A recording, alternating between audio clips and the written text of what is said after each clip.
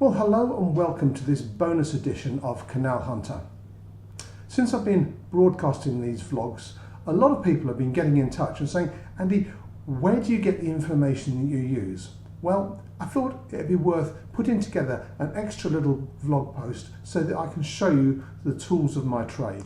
Well, the first and most important source of material for finding the abandoned 60 miles of the Birmingham Canal Navigations, you've got to turn to Richard Chester-Browne's TheOther 60 miles. It kind of says what it does on the outside of the tin. It's a publication put together from when he was a student back in 1973, 1976 sort of period. And as a student, he went out and he, like me, was fascinated by these lost bits and pieces of the canals. And he took himself all over Birmingham, the Black Country, and he did a kind of an empirical survey of all the lost bits. Richard's book is divided up into by the canals it covers. So he'll effectively walk the line of a canal and he'll go out and look at all the lost bits on either side. The book contains lots of little thumbnail hand-drawn maps, and the maps were drawn by one of Richard's friends, Marcus Bodier. My apologies if I've pronounced that surname wrong. Sadly, Marcus died in a boating accident, so the whole book has been dedicated to him. Now, they may not be OS standard maps, but they're a great little introduction into what you want to look for. Richard's book was updated periodically through till 1991, and at that time he reckoned about a third of the other 60 miles was untraceable, maybe 20% was still in water, and about a quarter of the locks were reasonably intact. Sadly, since 1991, a lot of developments taken place around Birmingham and the Black Country, so the number of built remains have reduced dramatically. However, the line of the canals and their fingerprint remains firmly implanted in the geography of the area. After looking for the references to the bits of canals that might still exist in Richard Chester-Browne's book, I then turn always to Richard Dean's The Canals of Birmingham, a historical map. Richard's map is absolutely fabulous. The copy I've got is the 3rd edition. I don't know if he's published another one, but frankly, there's not much more to discover. The other great source of information is the Blue Book. Now, if you search Blue Book, it's not going to get you very far. However, back in the 1980s, the Inland Waterways Association decided to do a publication of a cruising and a walking guide to the Birmingham Canal Navigations. It's quite crudely put together, done in black and white, hand-drawn sketches, kind of almost an old-fashioned printy feel to it, all done with a spiral binding.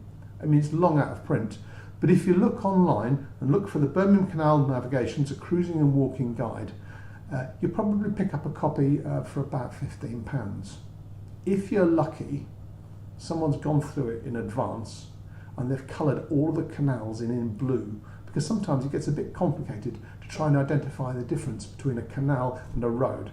So in a very euphemistic way, they've coloured it in blue. To be perfectly honest, the right colour for a Birmingham canal is black. However, blue will do. And it certainly helps to identify what you're looking at.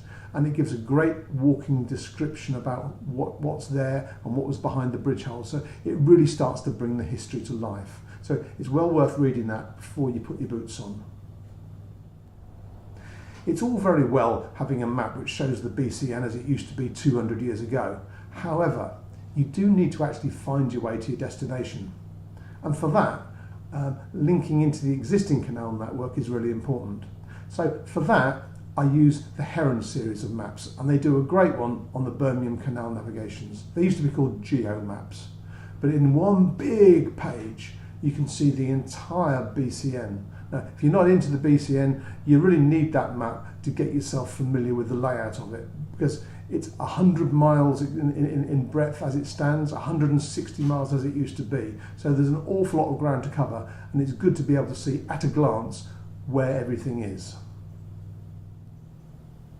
Another really useful source of historical background, which allows you to follow in the footsteps of someone like me who's travelled this way before, is a little booklet called In Search of the Lost Canals of the Black Country. It's written by a guy called Eric Richardson in the mid-1990s, and although it doesn't cover all of the BCN, it certainly covers the core Black Country section of it.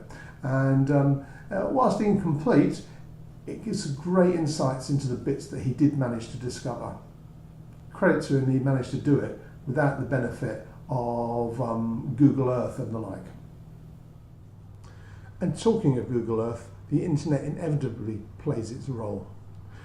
There is an absolutely amazingly good site called the National Library of Scotland, and within it they have the side-by-side map function, and on it I tend to select, I'm looking here to one side because it's detailed, I tend to select the OS 25-inch 1892 to 1914 map, and what you get is the old map, and as much as they cover Britain, so it covers the entire country, and alongside it, on the other side of the screen, there is the modern contemporary map. Either you can show it as a Google map, or as I tend to work on a satellite image.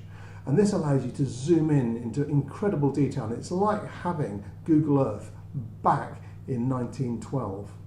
And the magic thing is, the cursor, as you move it onto one map, moves on the other.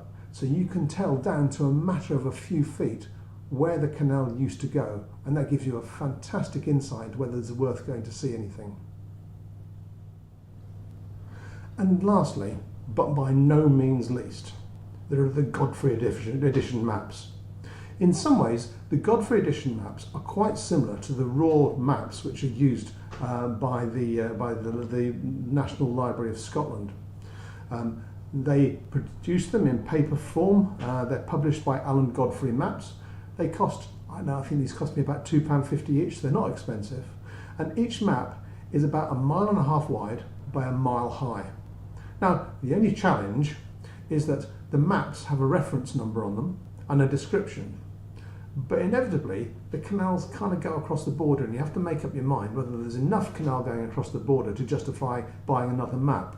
And the other twist is that you don't quite know where the map is, so you have to kind of plonk for a map in the middle, work out where you are, and then work out the other adjoining maps and then buy them. A little bit of a fiddle, but I'll tell you, getting these out is a fascinating insight. And if you're going to lead walking parties, as I do quite frequently, the poor guys or the landlords in the Gospel Oak pub will frequently find me out with maybe 6 or 8 maps all set out next to each other. So I cover the entire area of the Braidley Arm, the Tollend Canal, the Haynes Danks branch. They're all covered in one globe. So at a glance, in fantastic and glorified detail, you can see.